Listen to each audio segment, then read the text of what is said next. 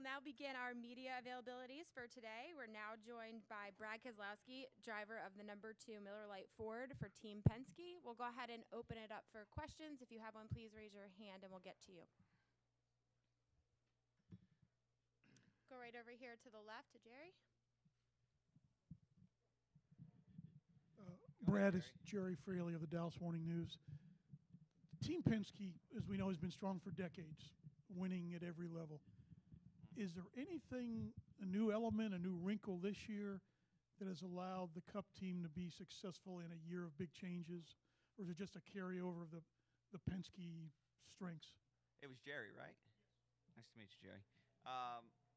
Yeah, I think there's been, it takes a lot to win at this level.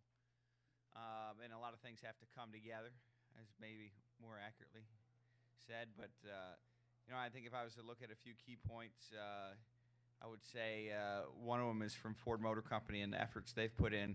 They made a couple really nice moves over the last, 2 or 3 years that probably culminated when they were in a better position to roll out the Mustang than they would have been elsewise. As to where the Mustang came out, and I don't think we missed a step. I think we probably took a step forward with the Mustang. And so that's been very helpful to Team Penske. So credit to Mark Rushbrook and the team there at Ford and the things they've done to do just that. They brought on this guy named Tommy Joso I talked about last week. He's been a big gain for us on the Ford side. And then I think beyond just the Ford-specific oval, I would say Doug Yates and his group with the engine side have done a really good job responding to some of the challenges when you make the changes that have been made to the engine and so forth, and kind of staying on their toes. And part of that goes back to Ford again, because I think Ford bringing on Stuart Haas was a good marker for Doug Yates and his group to push them as well. So that culmination has been really strong. Just some strong decisions made by Ford Motor Company that have kind of been high tides for all ships. So if I was to look at anything, I would say that's probably the biggest factor, and it's come together this year with the new car and the rules changes. No problem, Jerry. We'll come down here to the front to Dustin and then over to Jeff.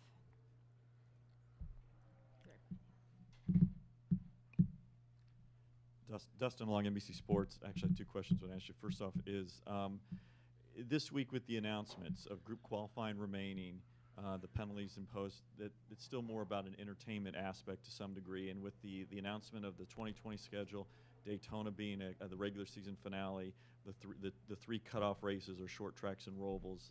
Obviously, there's about action and excitement.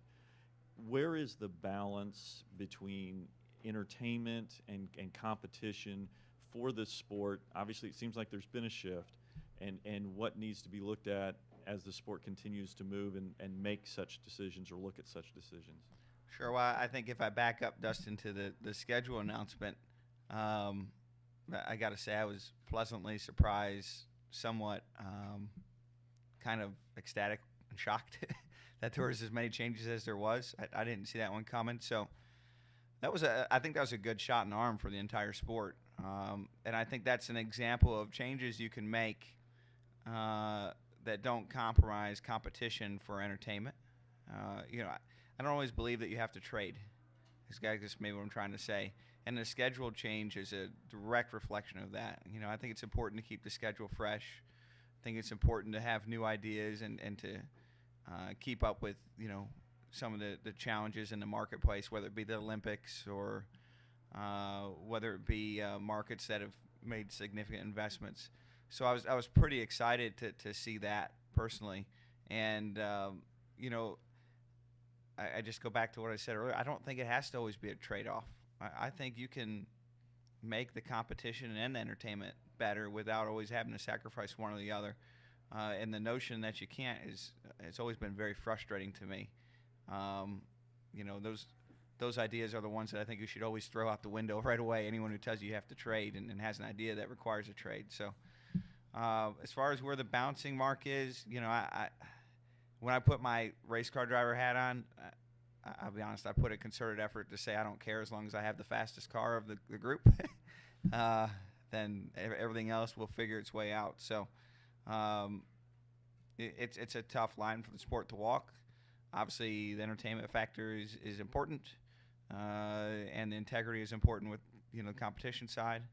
I'm not sure I'm the right person to always give an answer. I think at the end of the day, the fans are pretty smart, and they'll give you their answer, and they'll answer you with ratings and attendance. Second question is, we're coming up on 10 years since your Talladega win, your first Cup win. Mm-hmm. Obviously, at that point, you were in a position where it didn't look like there was room at Hendrick Motorsports at that time, especially with the 4-car limits back then. How did that win further your career, set things in motion? I think if I remember, I think Penske had kind of talked with you before, so there was already that communication. Did that win leapfrog you to leading to Penske, or was it just a nice thing, and it's a nice thing to think about 10 years later? And I'd like to thank Dustin that it opened some doors for me. It's hard to say because none of us have complete control of our destiny. But when I look out the window, I'm not sure I would have. To your point, I'm not sure I would have ended up at Penske if I hadn't won that race. It was a major marker. It opened up, in my mind at least, but I can't speak for Roger or Discount Tire.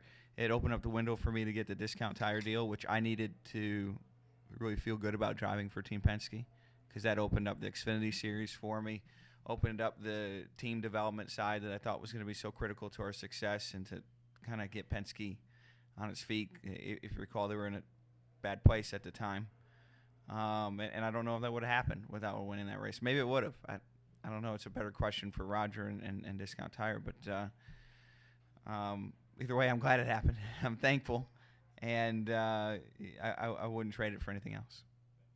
No problem. We'll go to Jeff.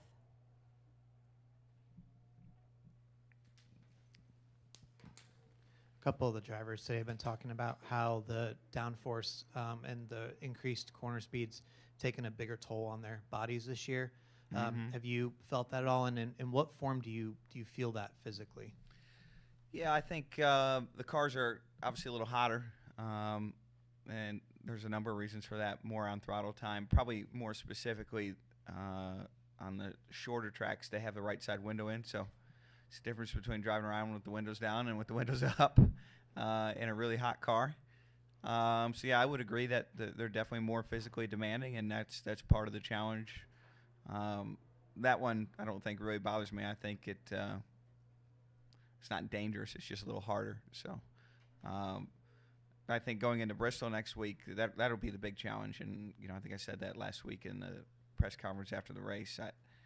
That race I think has a lot of people on pins and needles, not just physically, which they should be physically, but with the cars themselves, Jeff. I think the cars are really going to see a lot of load and a lot of stress, especially if the temperatures are pretty cool, which generally they are in the spring Bristol race. So, I think at the moment that, the drivers are definitely feeling it a little bit more, not to the point where I think it's dangerous or anything like that. So I'm not too concerned about it, but I am concerned about some of these higher load tracks that the cars and teams will be a little bit behind, and that could have a big effect on the race. Are there any final questions?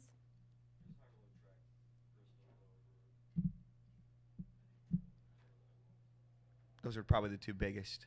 Yeah. All right, Brad. One guy right here. Yep, go ahead. Elliot Stern, Santa Maria Times. Qualifying is coming up. They've made changes since we all watched everybody sit around in Fontana. I was entertained. Well, we were. I wasn't in it, though, so Yeah. I was in the garage Cool. and sitting 13th. So I really wish they would have had those rules. So you're coming in up. California. You're coming up to qualifying today. What do you expect? What do you think is going to happen? I don't know. I actually just had this conversation with my teammate Joey Logano, and part of me thinks it'll be very similar to what we saw at California. Part of me thinks it won't. The one thing that I would say separated California from this track is that the cars here at least will be faster in 2 laps than they will in 1 lap. So that would probably mean you'll see everybody make a lap at least, but there's no guarantees. So we'll see. We're going to learn together. All right, Brad, thanks for joining us. Thank Good you. luck. Have a good one, guys.